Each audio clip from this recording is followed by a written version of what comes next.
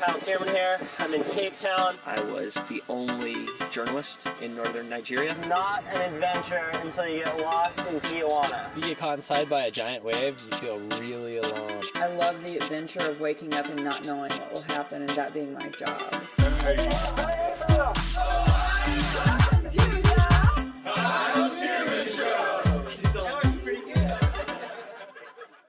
Chris Burkard on the mic. Good to see you, man. Long time no see. It's been a minute. It's been a long time.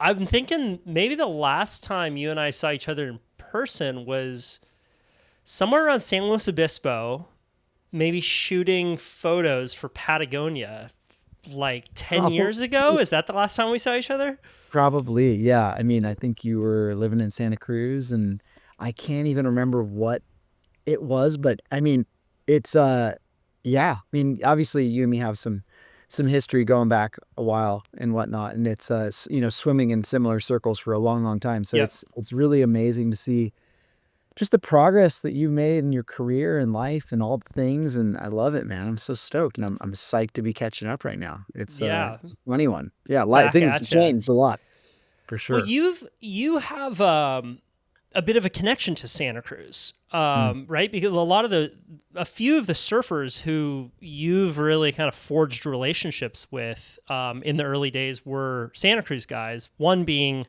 Josh Mulcoy, who was my favorite surfer growing up. Like we grew up on this old series in Santa Cruz called the Kill series. Like I don't know if you remember, like TK1, TK2, and Josh Mulcoy had the coolest sections in these movies. Yeah. And then we would get, as Groms, we would get to see him in these far-flung locations around the world, in ice cold waters, and it was always a Chris Burkard photo. So I think that was actually the first time that I had even heard of you, was because Josh was my favorite surfer when I was a Grom, and it was always a Chris Burkard photo Dude, I love alongside it. that. That makes me Yeah. so hyped. It's funny, Josh Mulcoy, for those who don't know, obviously just was like such a mainstay and such a pillar, in the Santa Cruz community, and his dad and everything. And I feel like it was interesting because early on, shooting surfing and working for the magazines, working for Surfer and Transworld and whatnot, it was the common path to kind of try to like get in with the youngest, most up and coming guys. And that never really resonated with me. And obviously I had a few moments, where I was, chasing around whatever, but it never really sat right with me and creatively and there was no inspiration. And then when I would, get a chance to hang with, Adam Rapogel, Peter Mendia, Josh Mulcoy, a lot of these kind of maybe slightly, older than myself, obviously not slightly, but a little ways, like this was such a beautiful era in surfing that I love to document. And these guys were so good to travel with. And they had just, they'd worked out the kinks and they had figured out like the way they like to ride the wave. And it was just a beautiful experience. Josh truly, when he surfed, it's like poetry. And what's funny is like, you'd see him like hobbling down the beach, walking with aches and pains. And the moment he gets on a board, he's just ripping like he's 12. It's incredible to see. And yeah, so I think we shared that fascination. Yep. And honestly, first photo I ever saw of Josh Mulcoy was a Patrick Traves picture. It's cover of the Surfer's Journal of him at Año, which is like the most iconic photo of maybe all time. Yep, And, I know which one you're talking about. Yeah, I mean, and that photo for me, it started a million different, exciting, passion-filled illusions of traveling and what it might be like to like shoot surfing in far-flung destinations. And it really moved me, so it's a wild thing to be able to work with those guys. Yeah, as you're mentioning this, I'm thinking one thing that you've done differently than a lot of surf photographers, and I've experienced this, coming up, trying to be a pro surfer, is photographers tend to chase around the best guys. And then when they get access to the better guy, it's a pretty common story that they kind of leave you in the dust, and it's like, okay, well, yeah, hey, I get it, right? You got to like try and get the best guys who are the A-grade surfers, the best guys. And I feel like you, from the very beginning, it was always about the place. Like the place was the thing that you were really chasing, and then the guys that would be willing to go to the place with you seemed like it was a more important like barometer for you than just like all of a sudden chasing around John Florence. You're spot on, actually, Cal, and it's kind of interesting because I think that was always the impetus of any great image, any great story or article or film or whatever was always like, I want to go here. Who's willing to go here? And what I found was it was often the same guys. It was, Keith Malloy and Dan Malloy and, Mendia and Mulcoy and people like that, who were willing to go, the Breweilers. And what I found is it was always this, older generation, this old guard who just more power surfer oriented, really like, could ride anything from 2 foot to 50 foot and make it look good. And I just fell in love with that type of surfing.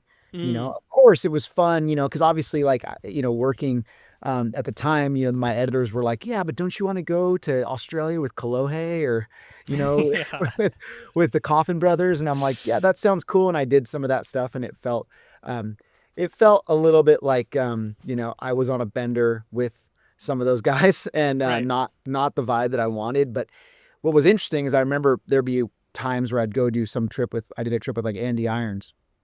And then immediately the next week, it was like, that was cool, but I want to be back somewhere cold, remote with people who are excited to be there, not somebody who it felt like maybe they were being forced to be there because of some, clothing obligation or because of some like photo shoot thing where you can just tell like they're bummed and whatnot, and nothing wrong with that, but it's really fulfilling to go somewhere with somebody where you're like forging a real relationship, you, them, and the place together. And you're creating something that's hopefully memorable, not just another, shitty clothing campaign photo or whatever it is. So I definitely took that route. And I remember early on, and I'm just going to share this because I felt like it's a really like a pearl of wisdom that I kind of realized early on when I made my first book, The California Surf Project. I was with this surfer, amazing friend, artist named Eric Soderquist, who, if you didn't live in San Luis Obispo, you'd probably never know who he was, but he was one of the most talented guys ever. And to work with him was a gift. It was incredible. He was like so talented, and he was never the best of the best. He was, not the best aerialist, not the best, couldn't do the biggest turn, wouldn't surf the biggest waves, but he was just always willing to go out. And if it was sunrise and I had some crazy idea, or if it was sunset, and I feel like that's the same with you in many ways. It was like, it's the guys that are like willing to go out, the guys that are willing to work on something creative for just the sake of creativity. Those were always the people I was drawn to. And I think that I learned early on, I'm like, I don't need to make a career trying to chase down Kelly or chase, Andy or whatever. Like I can just work with guys that I'm excited to work with. And if you work a little harder, you can get some pretty epic shit. Yeah. From a business standpoint too, if you are chasing around Kelly Slater, like all the other photographers, you are by definition sort of like all the other photographers. Yeah, like you're competing with this massive pool. Like, you're playing the same game. And one thing that I see in you that you recognized really early on was to create your own game. Right. Yeah.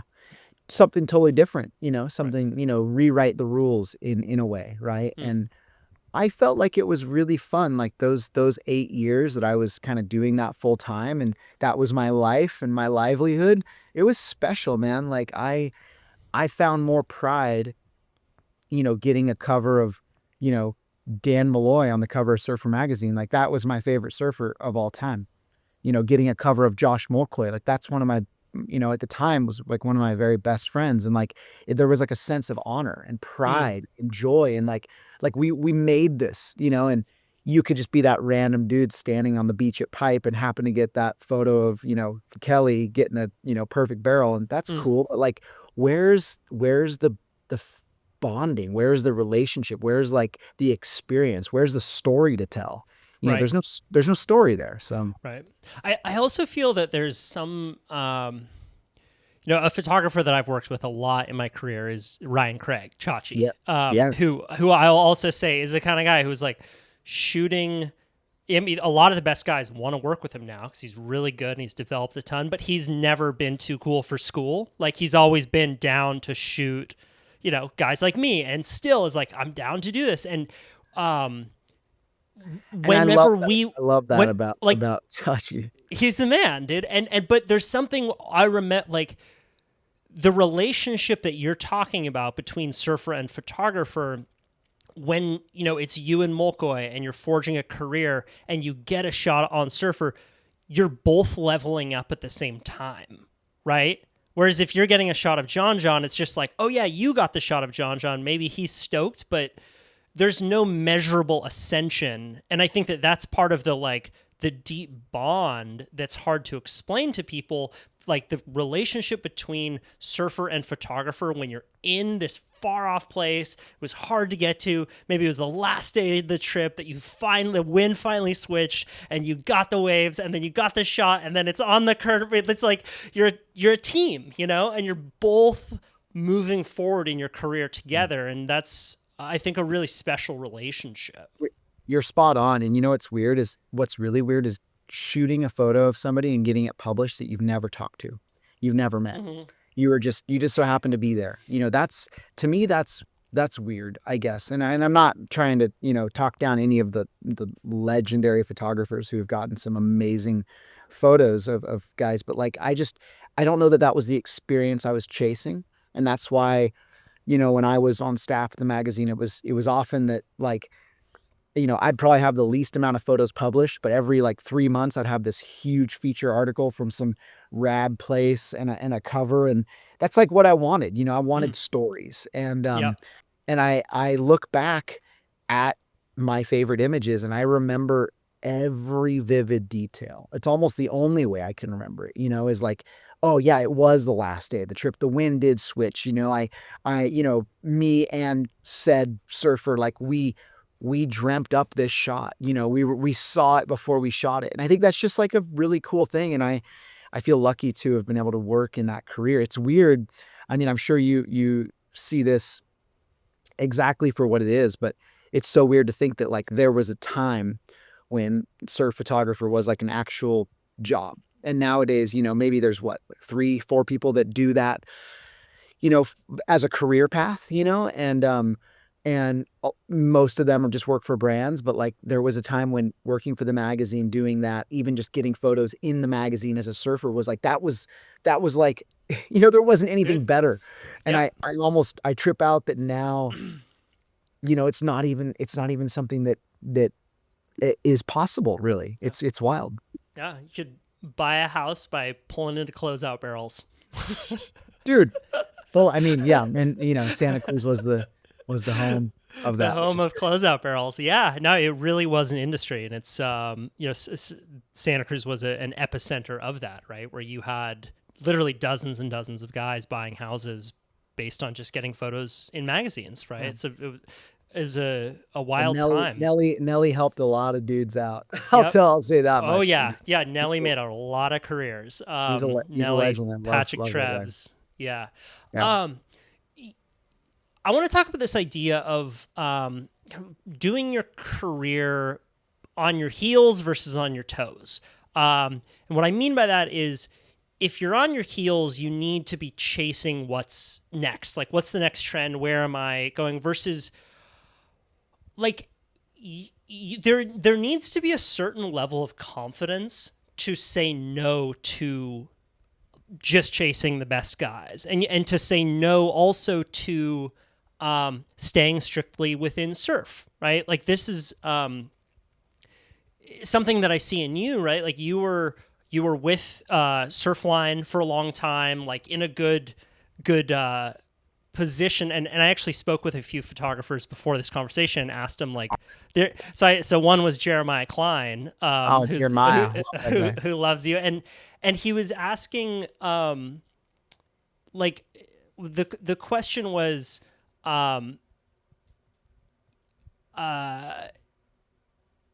so he said, Chris has always been a really great photographer and businessman.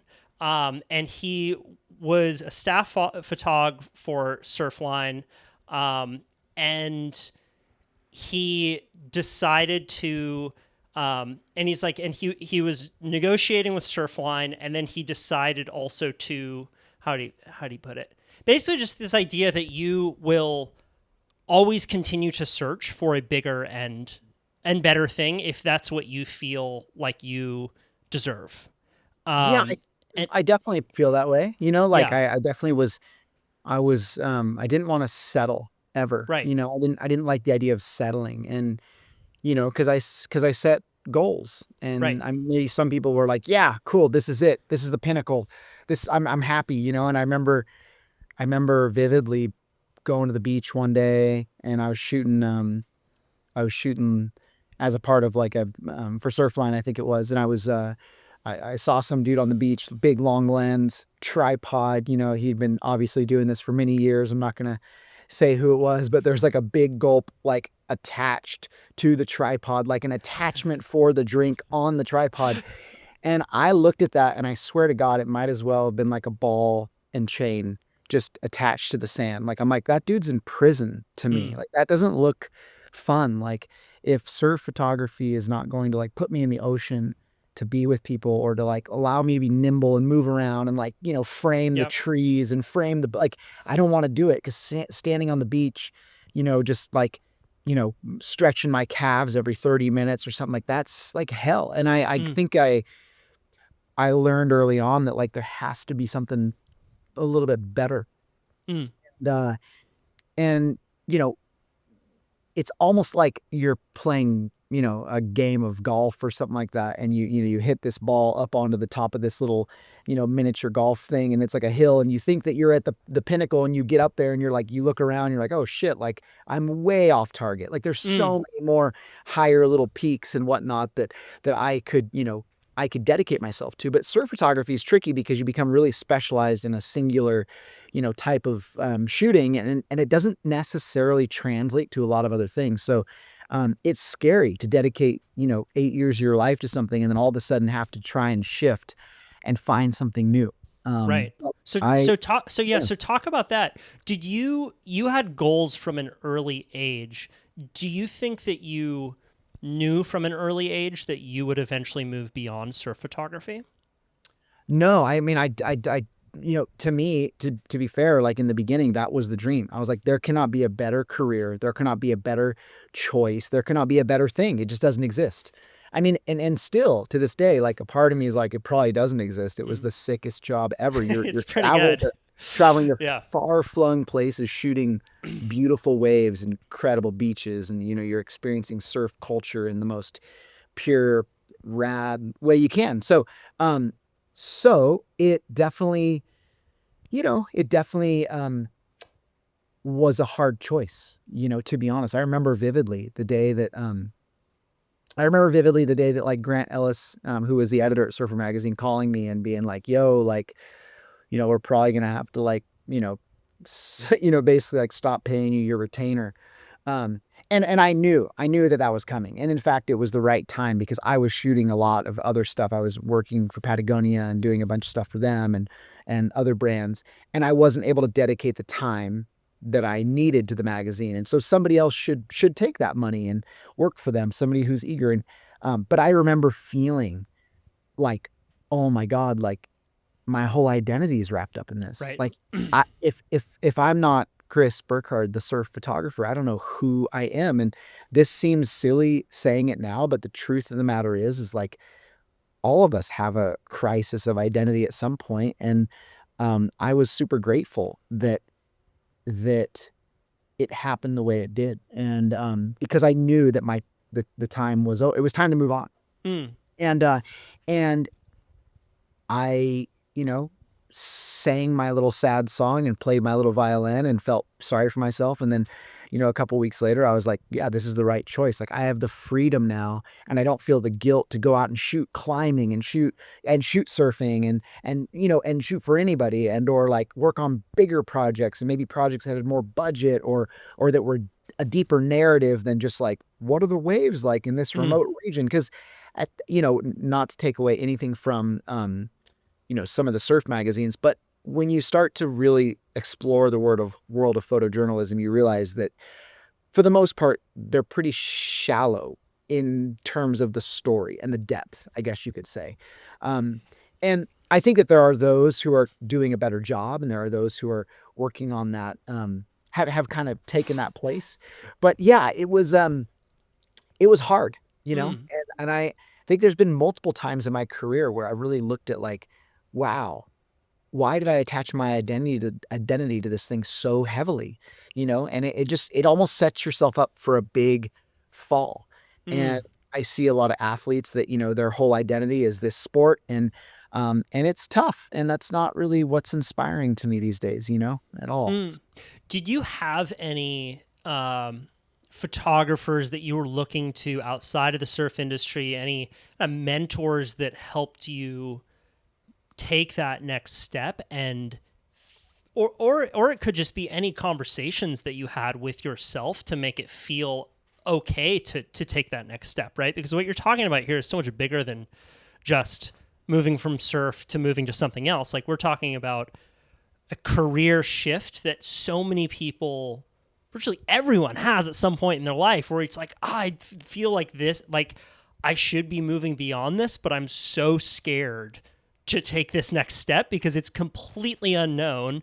And it could be that people 5 years from now are going to be like, oh yeah, Chris Burkard, man, he used to be a great surf photographer. Where'd he go? Like, man, that guy really, he had it made with Surfer Mag, and then he just, he wanted to do something else. Like, he's a cautionary tale, Chris Burkard, like, how did you move through that? What were the steps that you took and continue to take, as I'm sure that you're going to continue to progress into other arenas in your life?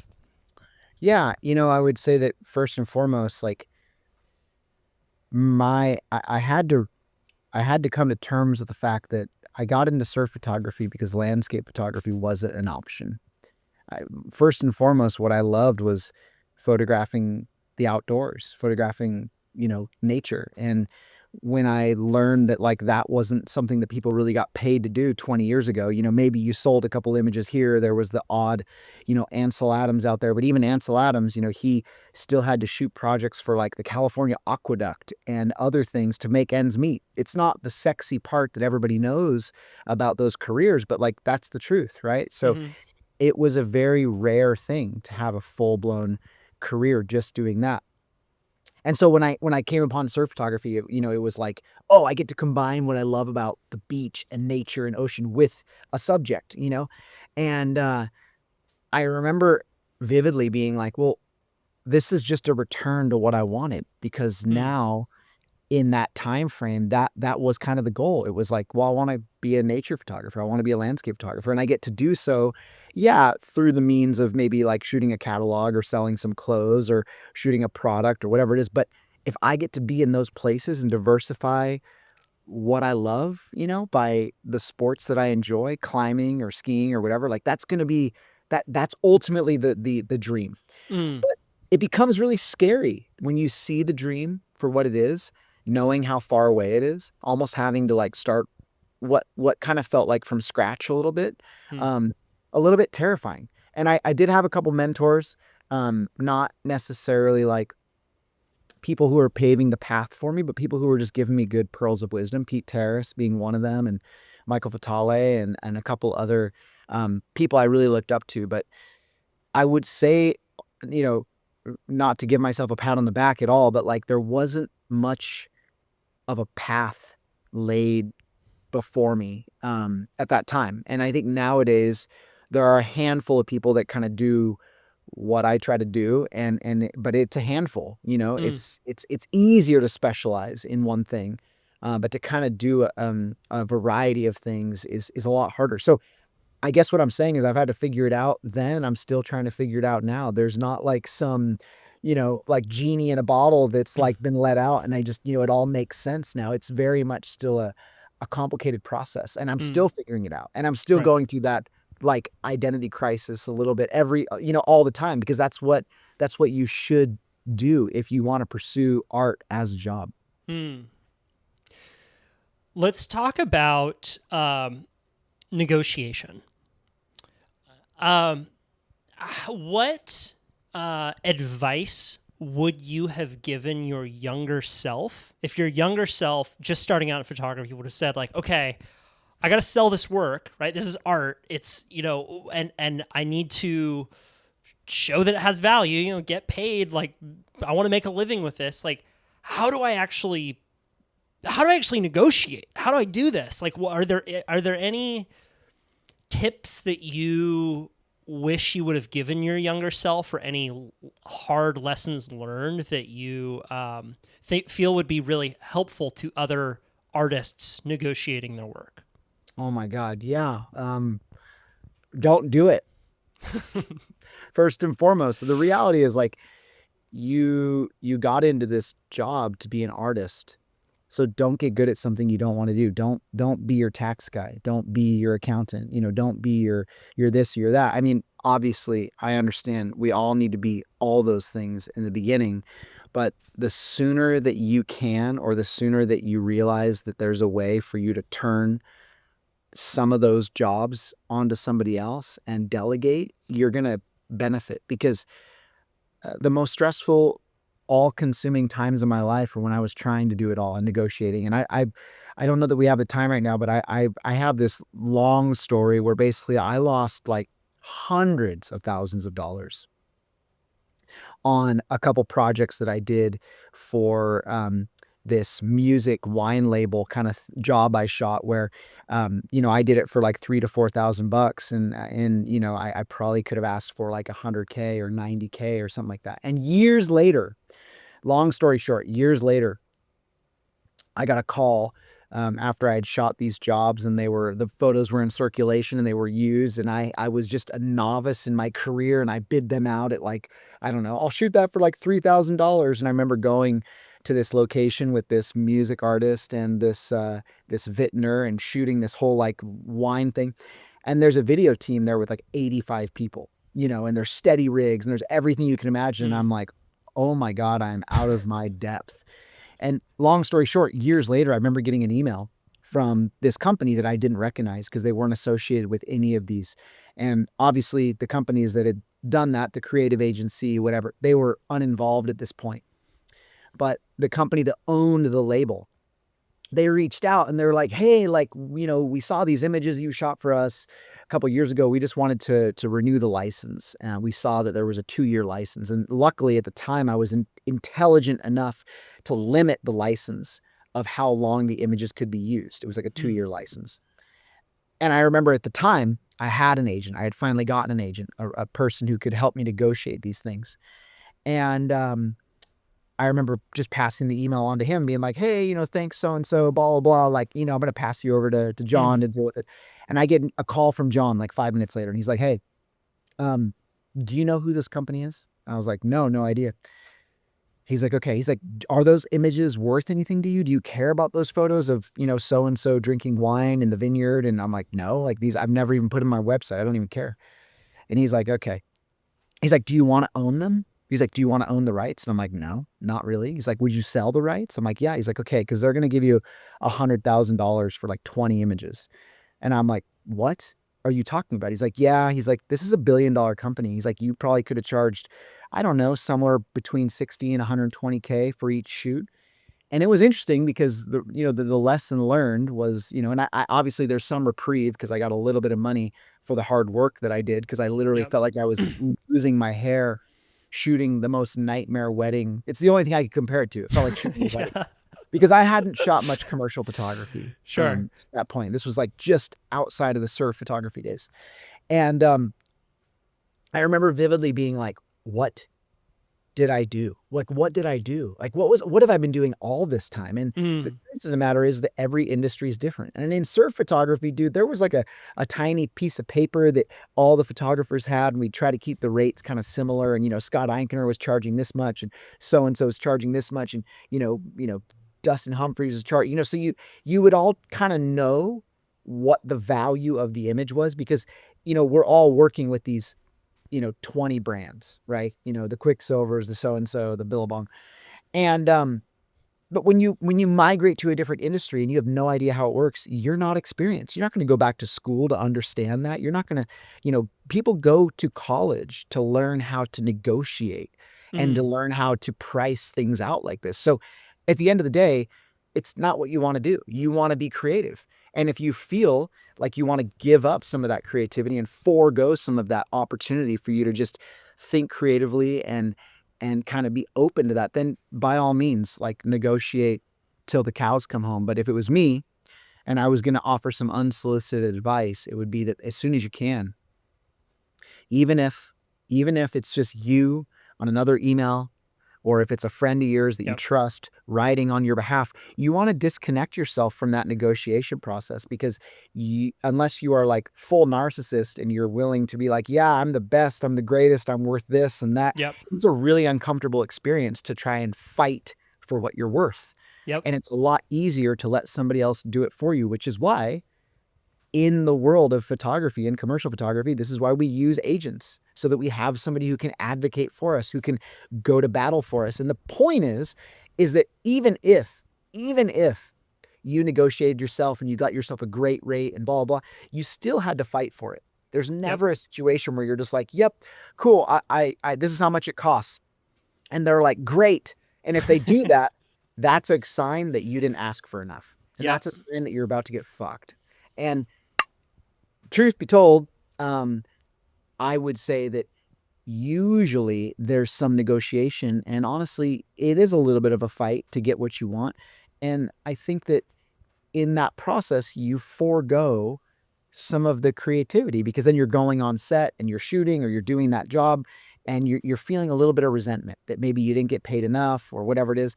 And then at the end of the shoot or the project, you don't want to be the one emailing them 3 months later, like, hey, can I get paid now? Or, hey, so what I'm saying is that, I really realized early on, before I was even ready for it, like, how can I have somebody else help me out in this space? And I would say, so I know this is like a roundabout way of saying, this is great, but it's the truth. Like, it is the truth. Every licensing deal or image that I've sold, I have gotten more money by using a third-party service or somebody else who knows the market, knows what to ask for, and can basically kind of understand the languaging that's there. And that has benefited me greatly. So yeah, I guess if that makes me a good businessman to basically not want to do the business. It's a funny thing is people have this perception that I'm like a good businessman, when at the end of the day, like, I just try to do everything I can to keep myself creative. And you've got, Joe Schmo and this and that person doing everything, doing their taxes and, I know how to do this, and my aunt showed me how to do this, and I'm going to negotiate that. And you're just like, dude, you're inundated with all this work and all this stuff. And like, I early on was like, I want to pass off some of the photo editing to somebody that can help me with that. And I want to pass off this. And what it did is it opened me up to do more work and do better work, because I'm just purely focused on the parts that I love. Right. And that's what people want. They want your creativity. They don't, if you're getting hired just because you have a camera and you know how to use it, that's like the worst thing in the world. You're just a tool, a hammer. You have brought up a bunch of points that I want to come back to right now. One is that that if you're just starting out, I know a few people who have done this, and I'm glad that you said it, that you can actually just get another email and say, hey, I'm going to pass you along to someone who helps me out here before you hire someone real. And what that does is it distances your emotion, even in a fake way early on, because as you said, like, even if you're shooting weddings, even if you're shooting, even if it's just basic, like, just creating a level of separation, just one level of separation, because if you are going back and forth in a negotiation around your art and you're any good, like, your art is you, right? It's a representation of you. So if someone's saying like, actually, Chris, I think you're worth $500, like, you're like, fuck you. Like, this is my, you feel so close. It's hard, to separate yourself from your art and to have any kind of buffer, and to get an agent as quickly as you can. I mean, there's a reason that job has existed for a couple hundred years and it's still around, right? And a lot of it is because of that emotional barrier that it can give to artists, right? An agent can play bad guy. And also, I think it puts a bit of a halo around you, right? Like there's a perception then of the artist that like, oh, they have an agent and it's they're valuable enough, that they can have someone go to battle for them on their behalf. Let's talk about so you talked about what it is that you think you're good at, and that it allows you to be able to focus on that, not have such an opportunity cost working on all this other stuff. If you could define that, what would you say that you are good at? Like, what's the one thing that you can leverage? What's the one skill set that you can leverage above everyone else? What's the one skill set? Well, I mean, this is a learned trait. It's not something that you just like are, it's not something you pick up a camera and then you learn this. But I would say the thing that I've gotten better at and can maybe, over time is just filling up my own cup. Like when I'm not on a project. Like moving to Iceland was a purposeful decision for me. Living in San Luis Obispo was a purposeful decision.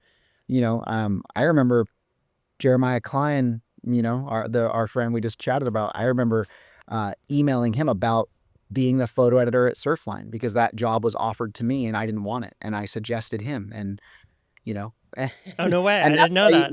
That's why he got that job. Classic. Because at an early age, I remember being like, oh, I could make more money if I moved to LA or if I moved to Santa Cruz even, or if I moved down to say San Clemente, because Right. when I was working for the surf magazines, I'm like, oh, you got to be where the action is. But Yeah. San Luis Obispo is kind of a no man's land in terms of It like is. surf industry. you've Yeah. got like five, maybe 4 or 5, pro surfers ever. Mhm. And at the time, maybe there was like 1 or 2 that you could even shoot for the magazine. And so I chose to stay, and I knew that it was going to be harder, but I knew that emotionally and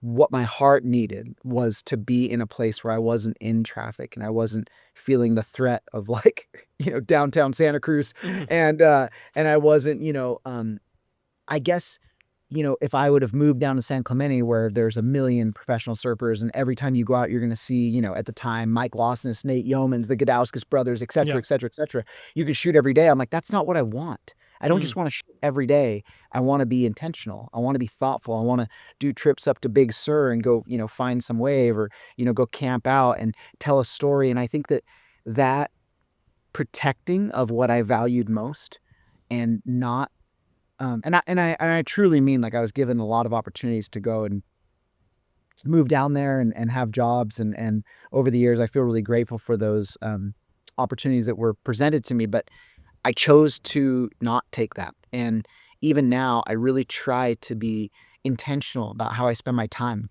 when I'm not working, because what I do when I'm not working directly affects how I can work and how much I'm giving to the places that I'm traveling, the people that I'm working with, my crew or assistants, the athletes that I'm working with. And I also really just was thoughtful. I feel like, you're giving oftentimes on a job, you're giving like 110%, a little more than normal, right? You're staying up late, et cetera, et cetera. So I need to have a full cup. Like I need to be filled up. And I mean, whether you want to call it self-care or whatever, like I just feel like that was from the early age really important to me. And it took a while because I was a serial abuser of my own body and mind for many years. But like I realized certain truths and I've really tried to lean into those now more than ever. And I think at the end of the day, that's what protects your creativity. And if that is the most valuable thing you have to offer the world as an artist, then that should be like, you should think of it as something physical, something that needs water and sunlight and growth and protection, and I think some people don't see it like that. And that makes me sad, I guess. Yeah. Yeah. No, well, we tend to see creativity as like this nice to have luxury thing. Like, oh yeah, just rather than treating it very athletically, like no, the way that a professional athlete treats their body, to feel like you can have that full cup. Tell me more about that. Like, what are you doing to try and maintain creative potency? Great. Yeah. A lot of it over the years has looked like different things. I got my like yoga teacher training certification like 10 years ago. So, not because I wanted to like pursue being a yoga teacher, but because like understanding my body and being aware of my body, because you ask a lot of yourself as a photographer. And, I remember, coming back from trips for like a good 5 years and being like coming back from a trip and the next day going straight to the chiropractor every time, because I had the most messed up shoulders from holding a camera bag right here that would go down here. And it's got, over here, you've got, your a 300 2.8 lens attached to some massive body, and then a 16 to 35 and a 24 to 70 and a bunch of cards. I mean, this is 30 fucking pounds. Sorry, I don't know if I can swear on this. Yeah, go ahead. Yeah. It's pulling this way. And then what you're doing is you're holding up your camera how many times? Maybe like 50, 100, 1,000 times doing this. This is what, 1 pound, 2 pounds, 3 pounds, 4 pounds. That's psycho. That's psychotic. If you were to go to a gym and do that shit, people would be like, what are you're going to destroy your body. But in photography, we think it's normal. And so even now, like, dude, I've got like freaking messed up body. And so I really had to take care of it. I really had to be thoughtful about it.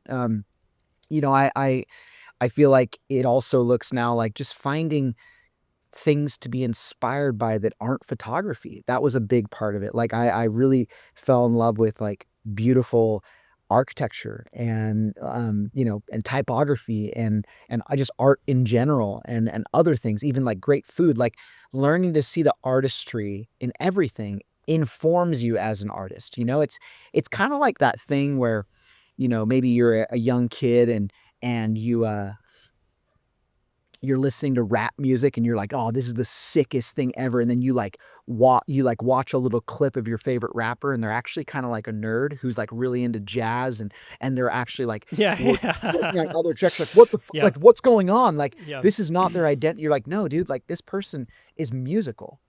Musicality is like a part of who they are, and it kind of blows your mind. Like you see Eminem and you're like, oh, this is like pretty normal dude, like who turns it on and that's his artistry. But like he can also work with like, I don't know, Eric Clapton or what, whatever. It's like, that's kind of that's kind of like the part of growing up. You just realize that to embody an artist in some capacity is complicated and it looks like a lot of different things. And I think that, I try to think about nowadays, like, when I'm home now, my process is pretty simple. Like I try to cram all of my work into a single day. This is my like work day right now.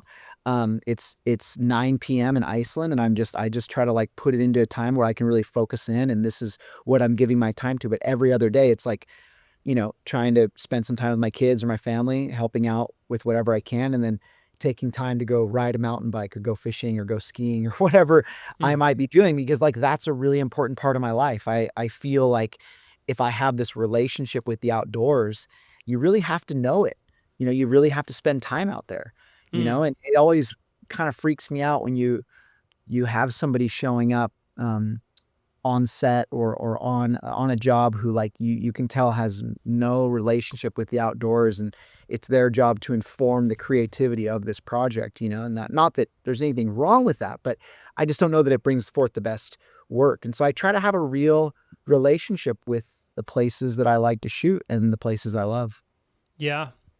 The person that I thought of when you mentioned the rappers was Snoop Dogg. If you ever heard Snoop Dogg in an interview, that is the most erudite, thoughtful motherfucker. Like that dude will just go on these incredibly well-spoken like sermons about music and music history. And you're like, whoa, man, you're using all of this deep knowledge to put it in to make some sick rap up here. Right, but that's all you're seeing is just this little tip of the iceberg of all this knowledge back here that's subtly being infused to make your art better. It's like what makes a good music producer is somebody who truly understands music of all genres, of everything, the history of it, the complexity. And like, as you get older, you're like, wow, like that dude is a genius. It's not just like, oh, I found this sick sample track. I'm going to, it's like, it's such a beautiful thing. And I think that I aim to embody that as a photographer,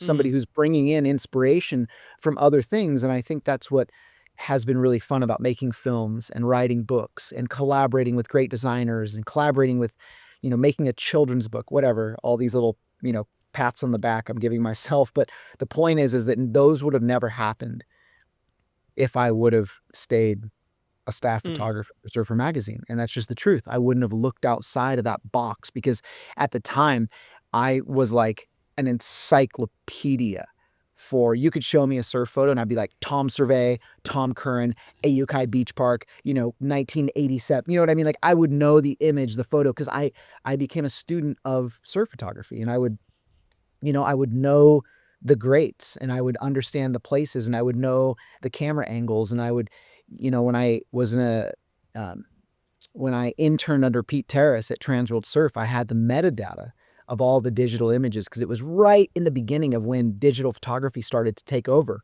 And people were still shooting film, but what was cool is like as a kid who was just a sponge, and that's what Pete Terrace used to call me, was like the sponge. It was really hilarious. But I would read through the metadata because I felt super lame, like being like, hey, what was this photo shot with? I'm like, no, the information's embedded in the image. So I'd be like, oh, that was shot with a 70 millimeter at this lens length and this spec and whatever. So ultimately you arm yourself with knowledge, and you hope that knowledge can then inform your decisions moving forward. And I think that that's kind of how I operate now, is like, I want to take knowledge from everywhere. And I feel like as I get older in this career, my interests are just like even greater than they were before. Right. How has growing up religious benefited your life? Oh man, what a topic to unpack. It's been a wild experience to try to process what that meant and what that means now, because it's changed quite a bit. Great. And because my relationship with religion has really, really, really evolved. Let's get into it. Yeah. Yeah. I mean, I'd love to. It's interesting because I don't even know how to start this, but when I think of religion as its own governing body, if that makes any sense, like it withholds you from making certain choices or certain decisions that maybe you would have as a youth. And I feel like in some ways growing up religious, I was Mormon growing up. And I guess I still am, but I'm not active, and it's not something that I pursue now. But it's something that I deeply respect and something that I deeply love and I care deeply for. But it gave me kind of this structure in which to live. And a lot of it was, no drinking, no drugs, et cetera, et cetera. And I and obviously like, no sex before marriage, things like that. But I feel like it really preserved me in my youth, a lot. And there were times where, we're shooting surfing, we're going to some of like the most crazy places in the world where there's just endless parties at times. And I can count on two hands the amount of times I locked myself in my room on a trip to wherever, Russia, Australia, whatever, where like, I'm not even kidding. Yeah. I'm not even exaggerating. Like where I'm like, fuck this. I am not going to like partake in that or this. And I still don't, and I feel like that preserved, me in some ways. And I'm really grateful for that. It also gave me a really beautiful understanding of I think, how we sort of manifest our talents, how we cultivate our talents and help them. And I think doing things in the framing that it's you're doing this to serve other people, is a beautiful thing, really beautiful. But I will say that there were times, many of them, where I think that letting my hair down a little bit would have created a closer relationship with a lot of people. And I operated in a way that was so rigid and so focused on the career. And this wasn't just a religious thing. This was more of just a me thing, growing up and being from a home that didn't have as much ample opportunity as maybe other people.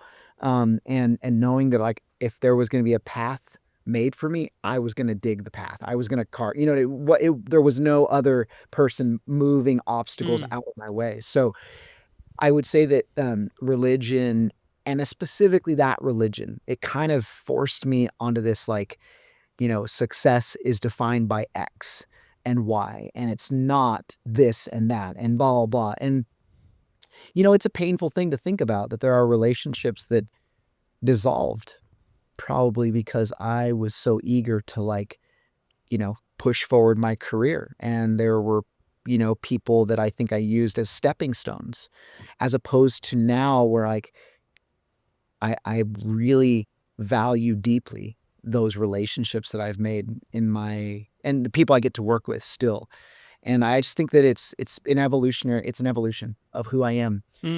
Religion is it's challenging, it's a really tough topic because, I don't want to ever say that you're brainwashed into doing these things, because that's not how I felt at all. But I also feel like, looking back, I would really be intrigued to see how my life would have played out had I not had it. It's hard to say if it was, net positive or net negative, and I'd like to think it was net positive. But now I look back and I see some of the ways that it didn't serve me and actually was negative. There's this analogy of the 4 burners. I don't know if you ever heard it, but there's like these 4 burners on a stove.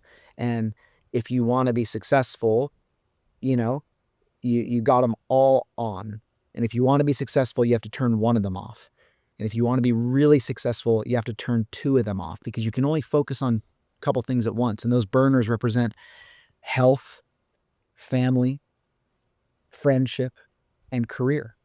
And I think that early in my life, it was like family, career. Health wasn't important. I didn't really care about that. And relationships weren't that important. Like, I'm not close now with almost anybody that I went to high school with at all. The relationships that I formed were mostly through work. And luckily, a lot of those are still intact. But I guess I would just say that it's hard not to see the commerce tied to religion. And that's really not like the path that I feel like I'm on these days. When did that curiosity about other mental frameworks beyond the Mormon Church begin for you? Well, I married an amazing woman who has always been a seeker of information and, truth and light and whatever you want to call it. And I think that that's been a really beautiful path for both of us to grow on. And, I hate to sound like a cliche, but I remember going to a therapist maybe like 6 years ago or 6 years ago or so. And a relationship therapist, just, classically trying to work through, the marital disputes that happen when you marry your high school sweetheart and then you stay married, for 20 years. Shit gets wild, right? And we have incredibly made it work and grown stronger because of it. But I remember going to this therapist and I was talking to him about just some options. I grew up in a way that left me with some pretty big scars, wounds, I think. And I really wanted to deal with those. I really wanted to like come to terms with those. And I asked him if he thought psilocybin would be a good alternative to just simple talk therapy. And it was so funny because like this was just like a random question. I didn't even know if this was something that he had done or thought about or knew or anything. I was just like, it was like an act of desperation. And because I felt like I was living in this well-worn path over and over and over and over. And I ended up preparing for that pretty seriously and, creating an intention and all the things. And yeah, I took a therapeutic dose of psilocybin and it changed my entire life for the better. Wow. I can't, I like I said, I sound like a cliche, and that's okay. I don't really care because I don't think I've ever been happier. Every choice that I've made in my life in the last, whatever, 5 years has been because of that experience. Wow. And there's been a lot of choices, I mean, I've got a mom going through cancer right now, and I've got a family that's kind of, had dissolved and came back together, and I moved out of the country with my kids, trying to show them a bigger, broader sense of the world. And every business decision and choice and everything, I sold my entire studio and I purchased land in a remote part of Iceland because I wanted to show my kids what I actually valued, not just like some brick and mortar building with my name on it, but like nature. And yeah, I feel like I feel like I'm in a therapy session right now. But Hey, it's a good podcast. I really appreciate you talking about this, man. I mean, it's real for so many people, and so many people just aren't able to open up about it. So I appreciate you doing that. I think it's really helpful. Well, that's you. That's you creating a safe space to share that for me. But ultimately, yeah, man, it changed my life. It changed, and it. You know what it did really was it allowed me to look at some really sharp, painful things in a really soft, loving way, and understand maybe more so like why I chose to do things the way I did. And from the outside looking in, everything's great. I mean, life is awesome and this and that, but to find and to know true happiness, especially when it's like just right in front of you, you can't see it, is like, it's such a gift. And so yeah, it's kind of scary, honestly, when it's always funny to me how people are like, oh, like, I don't want to lose my mind. I don't want to do it and like lose my mind and change who I am. I'm like, no, that's the whole point. Like that's the whole point, is like you change your perspective, you change your mind, you become a different version of yourself, a better version of yourself. And I would say like my relationship with my kids, I got a 10 and a 12-year-old. It's never been better ever. Like I feel so grateful, and I didn't grow up with that relationship because I didn't have a dad in my life. And so until I was like 13, my stepdad came in to my life. So these years for me and them have been like so significant, like healing in a way that I never fully realized, and moving somewhere where we can prioritize that, and then just all of these things. So yeah, it's a big kind of, as the stone rolls down the hill, it kind of, carves a path of its own. Do you find that you are more curious with your kids? Do you find that you're more just available and present? Like how would you describe that shift? I would say all those things. I mean, just even prioritizing time off of this, because when your identity is wrapped up in, you are the whatever, the photographer that blah, blah, blah. Like, it's so easy to tell yourself that those things are more important, and that's like the most important thing. And when you can say yes to every job and there's tons of work coming at you, and you grew up in a home where the idea of saying no to work was like sacrilegious. That's a recipe for a workaholic. Right. And I remember early on working for Surfer Magazine, having my first kid, 26 years old, and realizing that like I had no business being a dad. I had no idea how to be a dad. I'd never had a dad. I didn't know what that felt like. And so I would be better off working and doing the thing that I receive admiration for and accolades for and all these things, and bring home the money or whatever, however you want to call it, than I would be being there present. Because when I'm there, I don't even know what this is supposed to feel like, right? And I'm kind of giving you like a real snapshot of that entire time, but like, yeah, it's changed my relationship with all of that, and there's nowhere else I want to be now. And yeah, and I think that it's a beautiful gift. And the best way I've ever heard it described is like, that it's like going to a snow hill where you're sledding, and there's the well-worn grooves. And I'm sure you've heard this, but I love that analogy of like, you're at the top of the hill, you're going to sled down, and it doesn't really matter where you start because you have these well-worn grooves, and everywhere you start from, you just end up in the same path, the same pattern.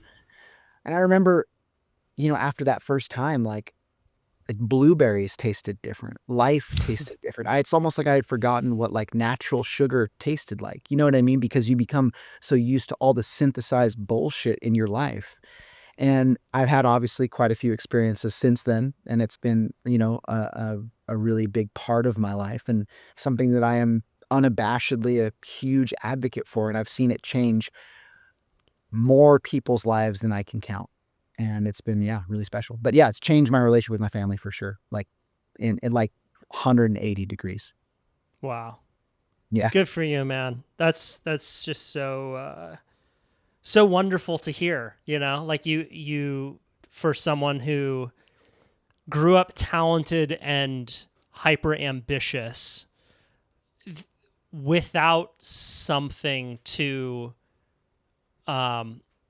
I just feel that without something like that, you could end up in a very dangerous, very resentful spot by the time you're in your 40s, because what ends up happening is you expect that all that success will give you the feeling that you're looking for, and it inevitably never does. And then that's when people really freak out.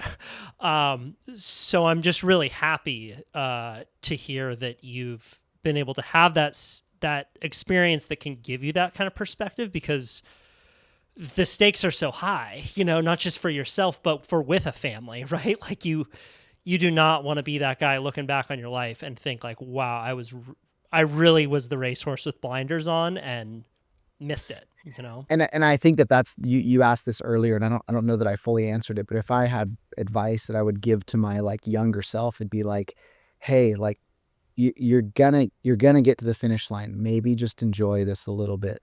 Maybe just like, breathe in the smells and the sounds and the sights and the food and like the people that you're with, and appreciate the time of life that you're getting to appreciate. Now I feel like I go on a trip or I go somewhere and I'm so much more present and aware, and those experiences, like they wash over you and they become a part of you. And early on, I mean, I couldn't even tell you what, Yemen or Oman or Dubai felt like to be there, because it was 20 years ago, and every uncomfortable experience I was like holding up my camera, putting a filter between me and these people, because I just didn't know how to deal with it. What do you think was the fearful story that was driving you in the early years? Like, was there a sentence or a series of sentences that you would tell yourself?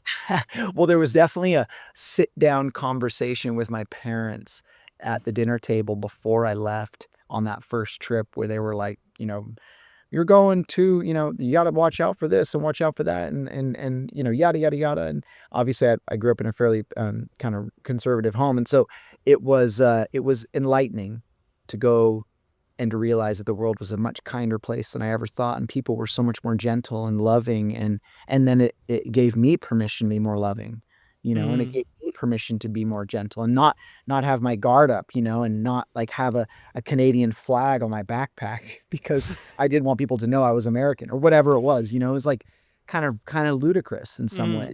And I just tried deeply to like share that with my kids, because it took me to my late 20s to figure it out. And I'm like so proud that I have a 10 and a 12-year-old that like understand what it means to be somebody who has migrated, to be an immigrant to another country, to have to be, rely upon other people to help them understand the language, to go to a public school, to learn a new language, to learn a new culture. Like, these are things that I like see them come through the door, and it just like rips open my heart. I'm like, what? Like, this is possible? And it took me a long and hard path to figure that out for me. It took me like doing it as a career and as a job, and trying to like navigate through it, almost like pushing a stone uphill when I could have just let it roll down. Right.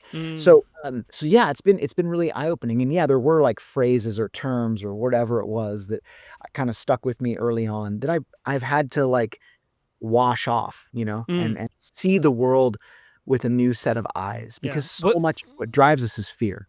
Right. So was it in the early years like, if I don't take this trip, 2 days after I got back from the other trip, I'll be a failure, or it won't work out? Like, was that the kind of inner monologue? I remember going with my wife to Santa Cruz. Actually, we like planned this vacation. I was like, I had been gone for like weeks at a time, like home for 2 days, gone, whatever, because I was just on trips, traveling and whatnot. And a lot of those trips, they are. It's like you're going to like Mexico and you're going to Indo and you're like coming back with bug bites and sunburn. It's not like you're chilling, it's pretty gnarly. Yeah. And or you're going on some long boat, some big wave spot. So I remember like planning this trip with my wife, and like we go to Santa Cruz. We're on the east side and we stay at some little Airbnb thing.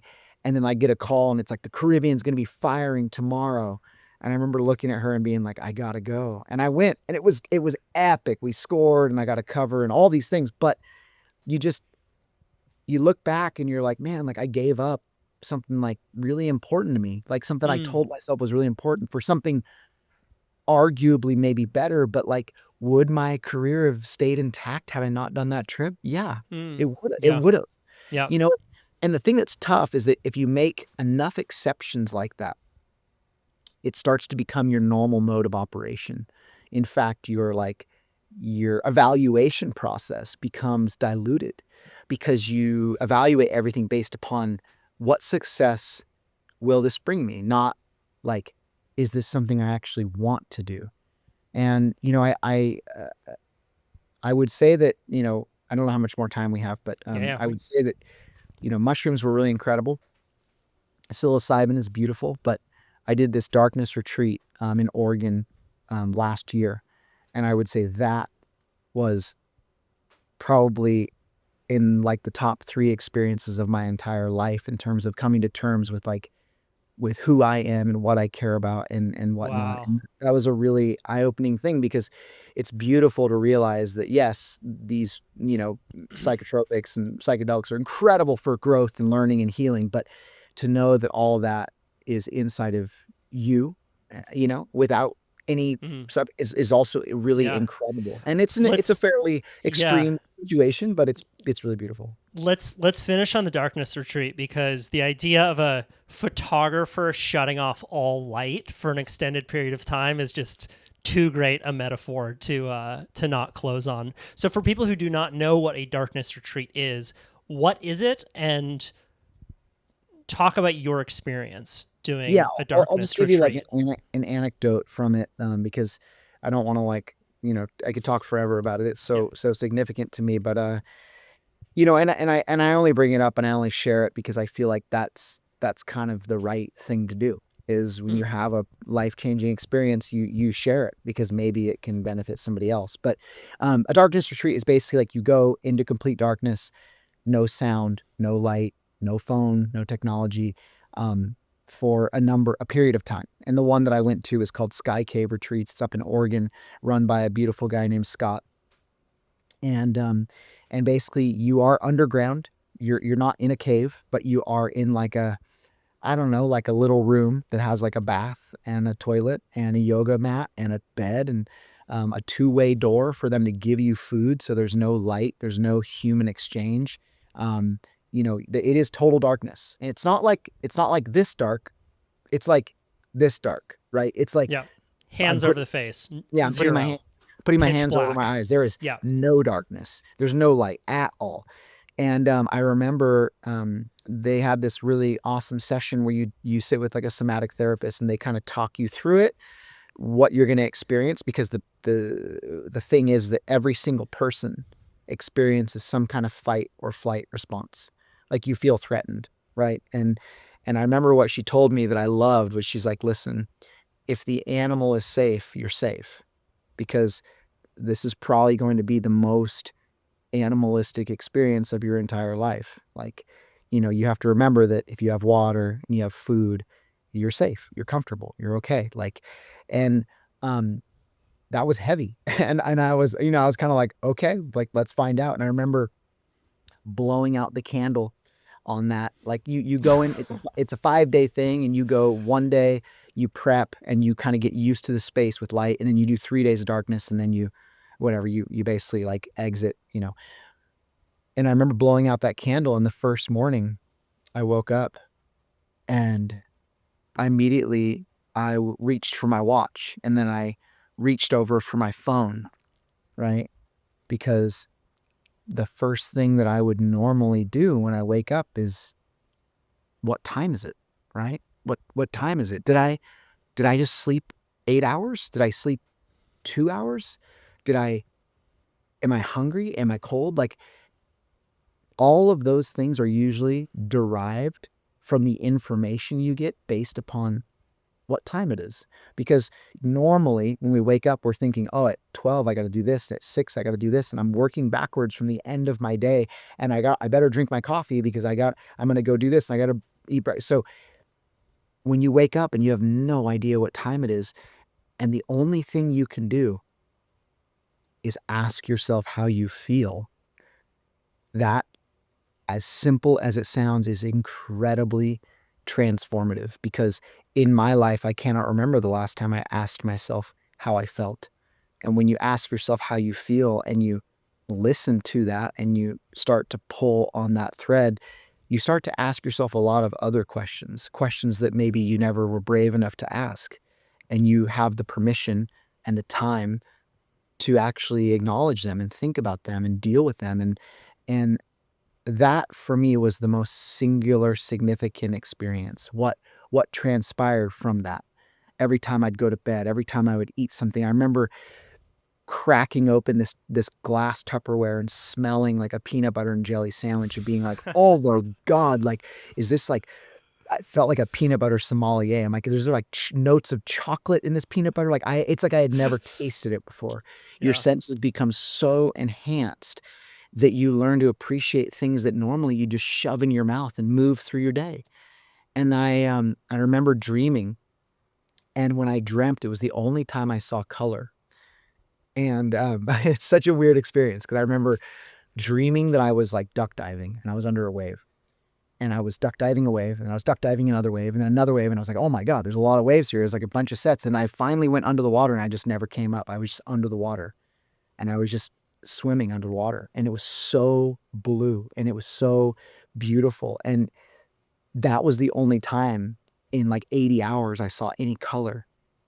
And I just thought about how significant it is that our conscience, our mind can create that and generate even sound, right? There's no sound. And so in that stillness, I think that some really beautiful things can arise, and we give permission for them to come to the surface. Chris Burkard, so great seeing you, my friend. Really appreciate this podcast. Yeah, grateful for you. Wonderful. Chris Burkard on Instagram, chrisburkard.com. Anything else you'd like to leave the listeners with? No, just stoked to be here. Thanks again. Thanks for having me.